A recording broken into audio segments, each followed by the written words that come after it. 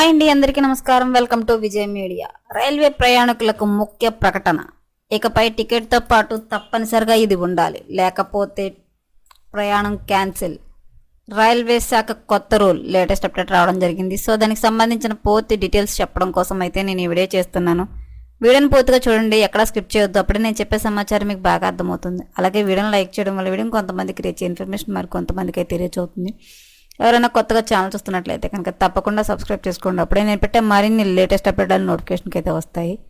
So late చేయకుండా మనం వీడియోలోకి వెళ్ళిపోదాం. భారతీయ రైల్వే సంస్థ ఎప్పటికప్పుడు సరికొత్త రూల్స్ అందుబాటులోకి తీసుకొస్తుంది. ప్రయాణికులకు మెరుగైన ప్రయాణం అనుభవాన్ని కల్పించేందుకు ప్రయత్నిస్తున్నది. అందులో భాగంగానే ఆన్లైన్లో టికెట్ బుక్ చేసుకున్న వారికి సంబంధించిన ఓ కీలక ఆదేశాన్ని జారీ చేసింది.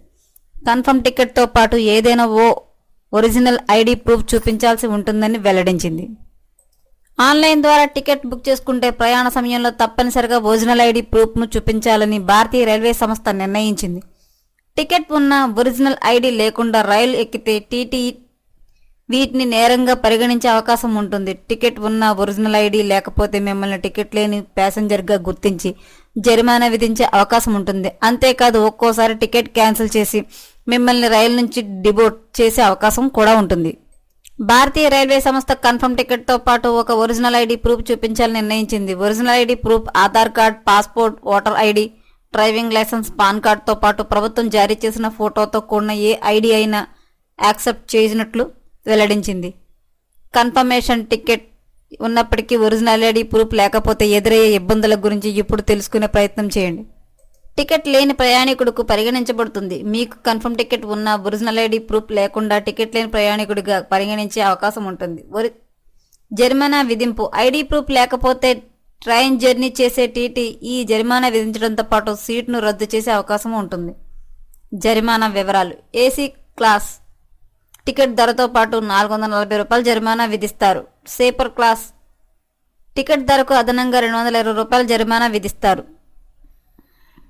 టికెట్ క్యాన్సిల్ చేయబడిన తర్వాత సీటు క్యాన్సిల్ అవుతుంది. జరిమానా చెల్లించినంత మాత్రాన మీ సీటు గ్యారంటీ ఉండదు.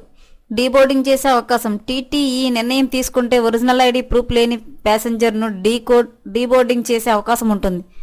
సీనియర్ సిటిజన్లకు కూడా ఈ టికెట్ ఉన్న ఒరిజినల్ ఐడి ప్రూఫ్ తప్పనిసరిగా ఉండాలి. ఒకవేళ ఐడి ప్రూఫ్ లేకుంటే వారి టికెట్ను కూడా క్యాన్సిల్ చేసే అవకాశం ఉంటుంది. సో ఇకపై రైలు ప్రయాణం చేసే సమయంలో ఏదైనా ఒక ఐడి ప్రూఫ్ తీసుకెళ్లడం మంచిది. రైల్వే శాఖ అయితే మరొక కొత్త రూల్స్ అయితే తీసుకొచ్చిందండి. ఇకపై టికెట్తో పాటు ఖచ్చితంగా ఒక ఐడి ప్రూఫ్ అయితే ఉండాలని చెప్తుంది.